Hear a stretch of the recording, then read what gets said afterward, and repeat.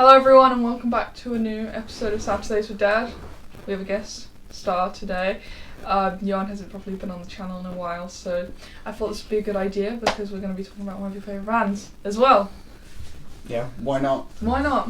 So today we're going to be ranking our top 5 Pink Floyd albums. I know I did a ranking of Pink Floyd very recently, but I thought it'd be interesting to get multiple opinions because you've got two young people and you've got someone who's not so young. Who's of the Pink Floyd generation when they were releasing their earlier stuff. So I think we can just start. So I've got the box here. This is the Discovery box set, and it's got basically all their albums in it, apart from one. So I'm gonna give this to you first, Dad. You open it and you pick out your number 5. We're gonna go 5 to 1, and we're gonna go this way. So Dad's gonna pick 5, I'm gonna pick 5, and then 4, 3, yeah, you know, etc. My 5th pick is Animals. This I think is, for me and my taste, for my age and everything, the best of the later Pink Floyd albums. It's got great. I mean, I love Dogs and Sheep is actually probably my favourite on this. That's a good one. But it's got. I love the artwork and the album cover and everything. But I think this is this the last album with Roger Waters in it? No, it's not. Oh, Final Cut is the last Final one. Cut. Final Cut is. There's a couple more until Right. that one. But certainly, I like this album a lot, and it's you know, still a sort of like throwback to the Floyd that I really like. So this is Animals by Pink Floyd. This is my number 5 choice. But I'm gonna pick my number 5 now. So here's my number 5. Source Full of Secrets. So this is 1968. I think it's the second Pink Floyd album, isn't it? I only recently really got attached to this album, and the reason I'm putting it in is because it's that good. This one has such kind of a strong start into their more progressive rock stuff. So the longer tracks and all that stuff, because the first album was more like psyche pop stuff, and then there was like psyche rock stuff, and then this is like more proggy, I guess. I mean, I love the title track, and my favourite on the album is actually Let There Be More Light, which actually opens the album. So that's my number 5 pick. On to you. On to me. I was actually thinking of picking that one, but I didn't in the end. So my number 5, gotta go with The Wall. This is a childhood favourite of mine. This was basically the only Pink Floyd album I had on my MP3 player for a very long time, so this was the only album I was listening to by them. And yeah, it's a monster of an album. I mean, all the story is brilliant, the tracks all kind of mesh and fit together with each other, and it all just works. I think that's my best way to put it. It just works as an album. All the songs, like, you know, little bricks in the wall, you could say, but it's all little bits that just kind of piece together perfectly to make one really good album. So on to our number 4 picks, Dave. Yours. Pass the box. Number 4 comes in number 4, Umagumma. This is a part live album. As much as I love so much of the studio album bit, it's just got some fantastic live stuff on this. Not least one of my favourite songs, which is Careful with the Axe, Eugene. I think this is just the Floyd coming into the sort of 70s and creating, you know, what was to follow. But I mean, I really love this album. It's really out there, and it's, you know, as I say, Careful with the Axe, Eugene. I think they did a pastiche of that song for Antonioni, If There's a Brisky Point. Mm-hmm. Incidentally, good soundtrack, Dark Star on it. I'm yet to fully listen to that album, actually. I've only heard the live bit. Yeah, I've only heard the live bit. I haven't heard the other bit. I think the Grand Vizier's Ball is great. I mean, it's very. I love it, but there we go. My number 4. I love this album so much. Not just for the giant track that opens the album. I got a funny story actually. When I first heard this album, or the actual suite, the 20-minute bit at the beginning, I only used to listen to it for one part. I'd actually skip to the part and then just skip to the next song. But don't worry, I've grown to listen to the whole thing. Every time I do listen to it, I sit and I listen to it. But enough about side 1. Let's talk about side 2, you know? If, Summer 68. Some great tracks there. And obviously the closing number on the album, Alan's Psychedelic Breakfast. Certainly interesting, but it works with the album. It works with the whole proggy aspect of the album, so I do love this album a lot. And yeah, it doesn't have the best cover. It's just a picture of a cow. But what are you talking about? That is their best cover by far. I've got to say that's good. It is good. To be honest, I think that's almost Pet Sounds. Yeah, I was gonna say. So yeah, that's my number 4. Atom Heart Mother. All right, so my number 4. I'm going to go with my medal for my number 4. They're all very close. It's hard for me to put this on number 4 because I really love this album, but all the ones above this I love equally as much. Obviously Echoes, I mean, enough said.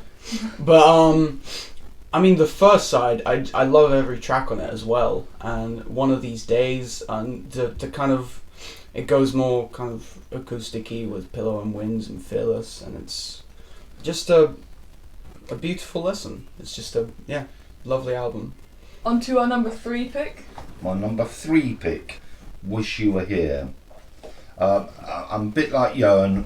We're now getting to the area where virtually it's almost impossible to rank these albums, because this one I just love. In another parallel universe, I'll probably say this is my favourite, but as it stands, this I put as number 3.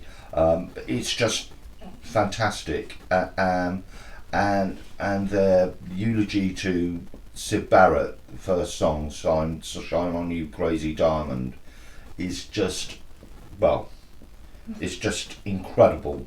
The Rick White keyboards played to start off with, and then you just hear Dave Gilmour, really so beautiful guitar that comes in with it. So as I said, like Yoan, it's so difficult to rank them now, but if you sort of ask me to nail my colours to the mast, I would say this is in 3 for me. So this is the most wonderful Wish You Were Here. Okay. Well said, well put. My number 3. I'm talking about medal again. So this is my number 3. I have like a more childhood kind of association with this one. Well, childhood, I'm talking about like early teen years, I guess.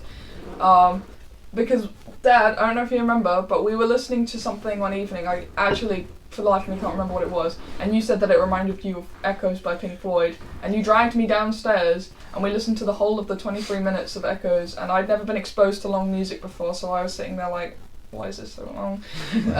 But I loved all of it, and I didn't think I would because it was so long and I wasn't used to long music. But all Echoes aside... was it the Pompeii version by any chance? No, it was the studio version. Right. I was exposed to the Pompeii one later. That was the first time I listened I found to that one by myself. Yeah.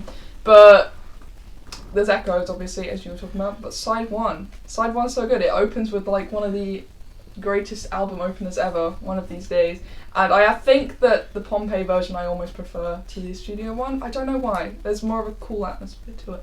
But maybe it's just sort of the unbelievable setting. Yeah, it could be the like cutaways of all the sights and everything. But this is a good one. And it took me a long time to listen to this one. I don't know why. I used to just listen to it for Echoes, but when I did end up listening to the first side, I was like, why didn't I ever listen to the first side? Just beautiful musicianship and great 1971 album. So that's Medal. Can I just say, Saint-Tropez, really underrated track. That is an underrated track. I even like the football chanting at the cop. Yeah, at the end of You'll never know, yeah. Okay, so your number 3? My number 3 is your number 4, which is... We did a switch. We just reversed. Atom Heart Mother. I mean, what can I say? It's just... They really went for it in this one. They really went full crazy psychedelic. I mean... Nothing wrong with that. Nothing wrong with it, exactly. I mean, that's what I love about it. That's why this edges metal for me. Because, I mean, I love metal, obviously, but I think this, just the sheer weirdness of As this an album. Yeah, obviously Atom Heart Mother and the last track, and Psychedelic Breakfast. Just really just out there, and I love stuff like that. And the 3 tracks in the middle kind of bring it back a bit, like make it so much more normal. I mean, If and Fat Old Son are very kind of mellowed out songs. Really just chilled out. It kind of makes sense that the cover's like, it's kind of a nice summery sort of day. That's what you imagine when you hear those 3 middle tracks. It is a good album. Yeah. And I really think the album cover works, personally. It just works so well with the album. I just think it's almost like Pet Sounds. I said Pet Sounds in Britain. Yeah. Great album. Okay, so we're coming into the real cutting edge now. So, top 2. Dad, you can start with your number 2 pick. That was my number 5. Yes, it was your number 5. The Heart of the Sun.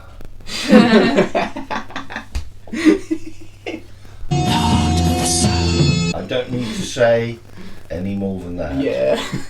Total, utter, whacked out brilliance. This, to me, is the form. I think it's, if I'm right, this is actually when Floyd were a 5-piece band. Yeah, they were. This is all when, of them were when, but just before Sid Barrett, whatever happened to him and everything like that happened, and you were left wondering, what would Pink Floyd be like had, you know, Sid Barrett still been around? Yeah. Would they have gone on to make the other great albums? Or would they continue? I'd like to think they'd probably continue on the same vein, but probably explore a bit more other than that. But you know, there's so much brilliant. There's so much. I mean, Saucer Full of Secrets, Jugland Blues, the whole of this album is just wonderful. It really is, and it is. I can't go on about this too more, but you know, this is just a brilliant album. So this is A Saucer Full of Secrets. My number 2, Wish You Were Here. The reason why this one's my number 2 is because it's just not quite there with my number 1, which is going to be kind of obvious now. But it's still great. I love every single track on this. I've grown to love every single track on this. There were a few that I was like, no, and then I listened to the whole thing and I was like, okay, it all just fits like one big puzzle and it just works. And you mentioned the whole thing about them dedicating it to Sid Barrett and everything like that, which is actually very nice. And my personal favourite track on this is Welcome to the Machine, which is actually was my least favourite, and now it is my favourite. I don't know what it is about it. It's just very good. The songwriting, everything about this album is really good. It's a kind of dark song. It's a big kind of like F you. Kind of, yeah, you know, it's like it's and I love that about it, and it's just fantastic, and it's. I feel like this album good is mid-tier Pink Floyd, you know, mid-70s Pink Floyd. I feel like this album is kind of their way of saying, we made it, you know, but at what cost, you know? Yeah, like, yeah, it is fab album, and that is my number 2 pick for today. My number 2, I think we switched again, is Animals, because I prefer my number 1 to this one. But this album, I think it's quality-wise, it's interchangeable between. I'll just say what my number 1 is. It's Wish You Were Here. I mean, whoever knows me and has seen me before on the channel knows that. But they're kind of interchangeable, kind of in quality of songwriting and album, and I mean, yeah, the 3 metal tracks, beautiful, and it's I think we were talking about this before. It's structured like a little sandwich. You know, you've got bits on the line, I came up with that 2. Nice little analogy. And it's a very big meaty sandwich. With a lot of stuff in the middle and a lot to dig through and a lot to listen to. Lots of flavour. Lots of flavour. Lots of flavour. Just a quality album back to front. Just one of the best musical statements of the band. Yeah. And yeah. Also, I really love the concept as well. It was based off Animal Farm, right? Yeah. Yeah. Just really works, and all the songwriting, the lyrics, pigs, love that. Sheep used to be my least favorite, actually. And it grew to be my favorite. Yeah. So now we are on to our number one. So, Dad. Yeah. Well, I think most people think now.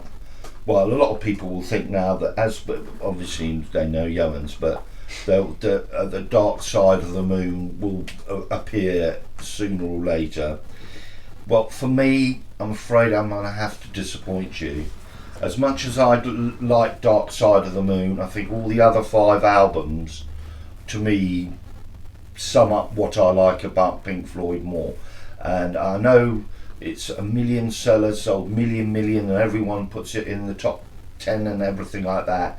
I just think, for me, this is just about my taste, I would put Dark Side of the Moon some way further down, because as a 70s rock album, yes, it is an absolute classic, but is it totally, to me, what I would say real Pink Floyd? The Pink Floyd I like, it isn't. So my number one, it's appeared Medal. There is absolutely nothing about this album I don't like. Even the picture of the band in the middle, I think it's fantastic. I mean, I can wax lyrical about Echoes and what that means to me, and what my intrinsic music taste is. But I challenge anyone out there to listen to one of these days, either the Pompeii version or the album version in the car, and not to go from 50 to 80 miles an hour. It is as soon as the drums kick in. Nick Mason's drum, as soon it comes in, you just going. You have to get up. You just have to go ballistic. It's just so brilliant. And we'll both Yoan and Neve talked very lyrically about this album. So I'll sort of shut up now. But this is 100%. It's like saying, which is my favourite Beach Boys album? Pet Sounds. Now let's go on the others.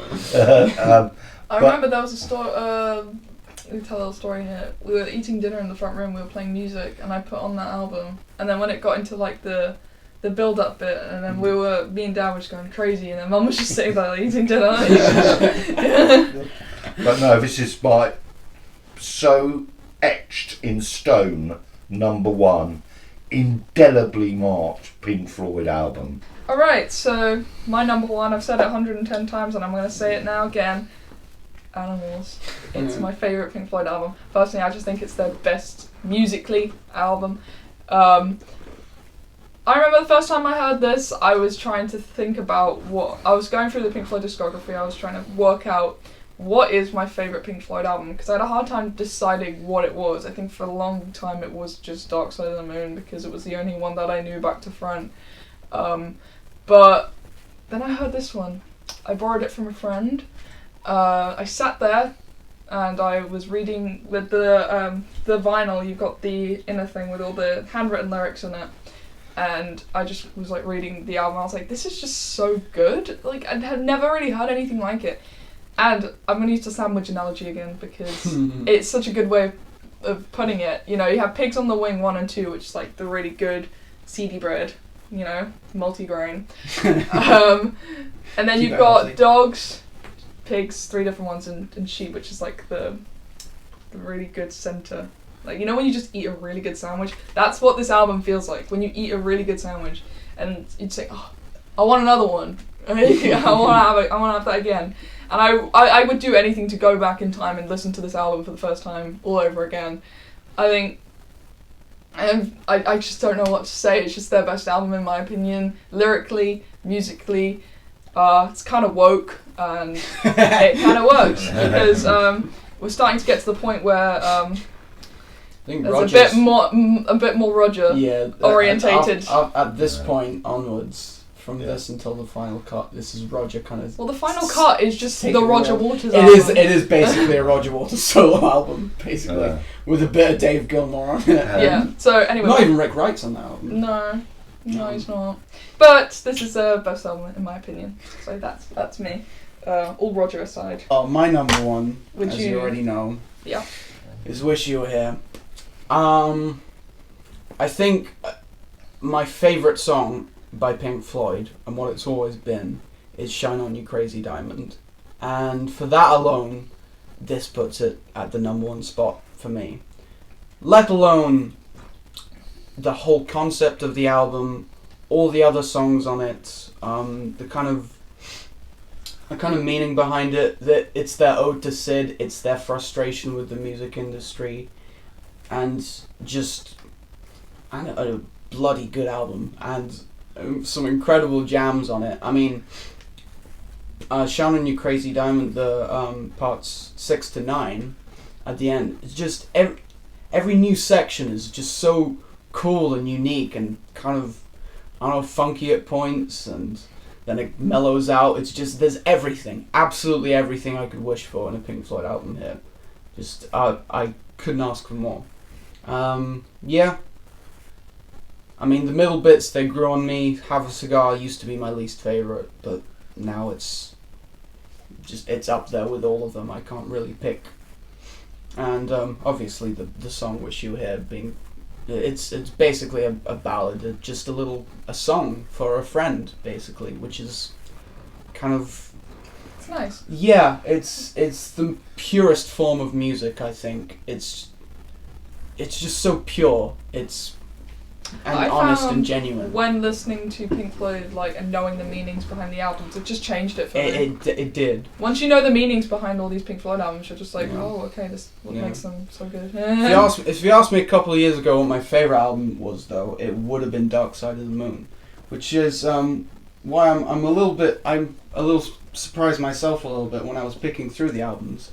I didn't pick Dark Side of the Moon. I was close. I think I picked the Wall instead. Yeah, I think because I have more of a connection with that. Oh, absolutely. But I think as well. I think between all three of us, we're the same. If we were to put, honourable mentions sort of thing, we'd probably all put Dark Side. We'd all put Dark Side of the Moon because it's a classic album. It's an album that's not just liked by musicians, music lovers. It's loved by the whole world, which is not a bad thing. Yeah, but in a way, I think it's almost a compliment, the fact that all three of us picked albums for our top 5, and none of them were the most popular one. Yeah, that's true. Yeah. Well, it's just that basically... It's because once you listen to more of the Pink Floyd stuff outside of Dark Side of the Moon, you realise that they have written... Yeah. Personally, my opinion, better songs. Yes. And that is no disrespect to Dark Side of the Moon. Classic album, great songs, great flowing album and everything. Yeah. But beautifully put together. Oh yeah, it's great. The production's amazing. I mean, But I mean, also, I think that what I want to do is to slip in another honourable mention, which I think Neve knows what I'm going to say. Obscured by Clouds. Fantastic. Yeah. What an album that is. Talk about. That you've got Dark Side of the Moon on the other end of the scale, where everybody knows about Dark Side of the Moon, but just with all that, Obscured by Clouds. I don't think I've listened to a few songs from it, but yeah. My honourable mention, interesting. I probably put Division Bell as my honourable mention. Talking about late Pink Floyd. Yeah, it's such a good album. It's very cool, very laid back, and the last track on the album, I just love it. I love the Pulse version more, but I love it. Division Bell's a great album. I was very close, actually, to putting Piper at the Gates of Dawn. Very close. But, great album. It is, isn't it? But I don't think I've listened to enough yet to know all the songs. But I don't know. Maybe ask me in a couple of years, and maybe my list will unfortunately change. It will do. I mean, obviously, number one for me won't change because it hasn't changed. It will never change from when I first bought it in 1971. To now, it just will not change, do not pass go. So you will be asking the other Wall. I don't think for me the Wall would come close to my top. Really? Yeah. I mean, it's I like the structure. Yeah. I mean, I love the structure. I love the idea of the album, but I just think it's too self-indulgent. Just a little bit. Like, I love the music. I love it. I love the music a lot, and it's great. But I prefer my Pink Floyd earlier. I don't blame you. Comfortably Numb. Comfortably Numb is probably on that album the exception that proves the rule. For me, another Brick in the Wall Part 3 as well. And Hey You, because I did the music video to that song. So I've got a good memory of to be fair though, I am more used to Roger Waters' solo stuff. I mean, I've listened to that for ages, so I'm more used to his self-indulgence, if you will. I've kind of grown to think, oh, you know what? I'll let him do his thing. I still think the music slaps. He's a woke. And it does. He's a woke bloke. He's a woke bloke. Thank you guys for watching. Let us know if you want more of this on the channel. This. So yeah, Monday, Prog Mondays, and everything will follow after that. There'll be a live stream coming very soon because I was meant to do that on Wednesday, but I was away, as you know. I have merch now, so make sure to pick up your Prog Nerd merch if you are interested. It's in the link in the description. All my links are in the description, my Spotify playlist, all my social medias and everything. You'll see Dad next Saturday for another Saturdays with Dad, and I don't know when you'll be next. I won't be here next Saturday. I've got work. You got work. Alright, thank you guys for watching, and we'll see you very soon. Have a good week. Bye. Bye.